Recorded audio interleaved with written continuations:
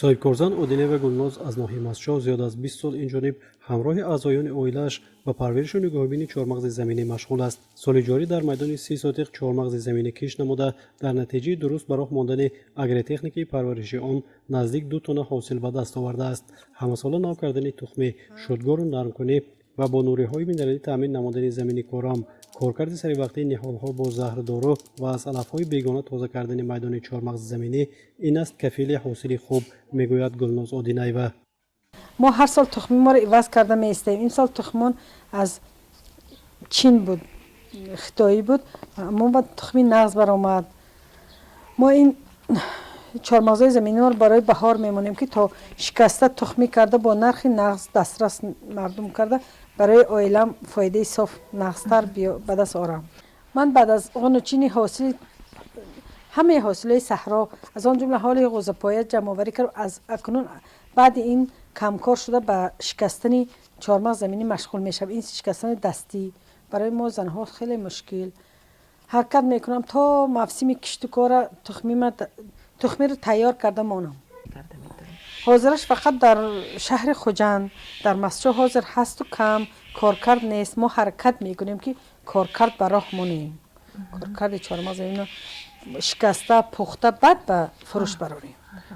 не ки ман худам вай дорам ки мисол хешомо ягум вай мегӯм мо тӯй дорум барои ман пухта тайёр кун, ман харидорӣ кунам. айнам вай дорам. мегӯм харидор ҳаст барои зимистон агар дар кор шавад тӯёнда мепазам метиям. бо мақсади баланд бардоштани савияи дониши деҳқонон ва соҳибкорони ноҳияи Мастчоҳ бо дастгирии ҳукумати Финляндия лоиҳаи минтақавии мусоидат ба савдо дар Осиёи Марказӣ ва зерлоиҳаи гузарондани омӯзишҳо ва пешниҳоди маслиҳатҳо ба субъектони соҳибкории хурду миёна ва деҳқонон семинари омӯзишӣ доир гардид.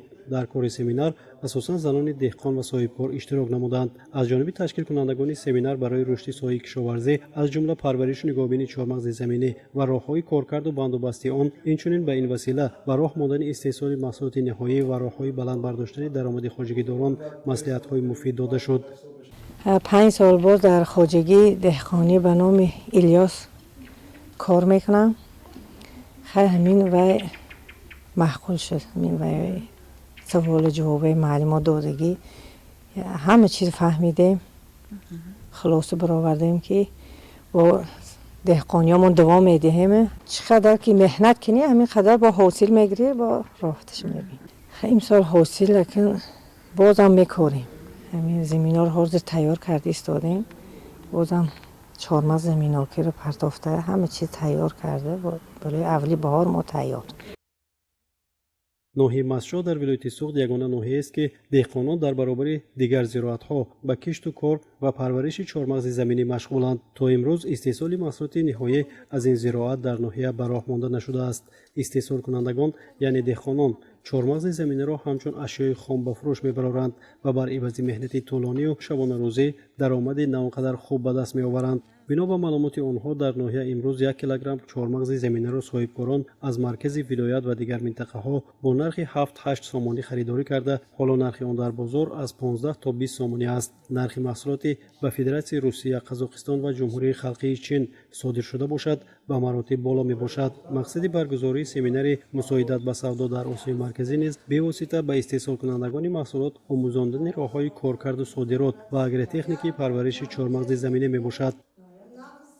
сокини колхози ҳоҷи Амиров, саҳмдори хоҷагии деҳқонии Маликзариф. 7 сол мешад ки бо ҳамин киштукори чормағзи заминӣ сару кор дорам.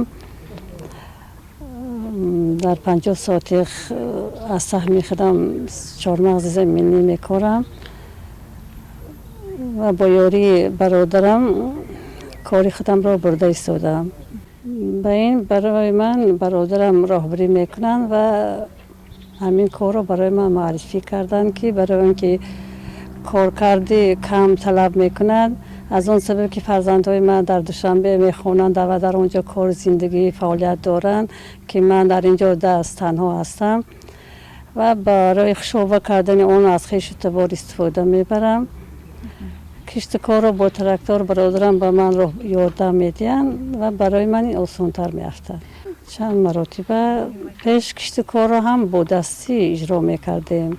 حاضر با یاری تکنیک ها خشابه را با 2 بار اینم با دستی کوبکنی بین قطارها با تراکتور است و جمع کردن هم دستی بود. امسال تراکتور آوردن از آن سببی که با زمین های ما مطابقت نمیکرد آن را دیر استفاده بردیم. در آخر تنها من و برادرم استفاده بردیم و خلاص. از سال آینده امیدواریم که تراکتور آباد شد و به دیگر آدم ها هم یاری داده میتوانند استفاده میبرند. کار ما زنان آسان میشود. дар фасли зимистон занону бонувони ноҳияи мастчо якҷо гирд омада барои тайёр кардани тухми соли оянда бо нархи аз бозор нисбатан арзон ба фурӯш баровардани донаҳои чормағзи заминӣ ва ба ин васила ғанӣ гардонидани буҷаи оилаву дастурхони мардуми вилоят машғул мешаванд. бо умеди дар солҳои оянда ҳарчи бештар саҳмгузор будан дар барномаи давлатии амнияти озуқаворӣ ва ба роҳ мондани коркарду бандобаст ва содироти чормағзи заминӣ бонувони ноҳияи мазкур имрӯз аз ҳар вақти бештар таваҷҷӯҳ боварӣ ва таҷриба пайдо намуда пайваста дар семинару тренингҳо ва чорабиниҳои ноҳиявӣ ширкат меварзанд.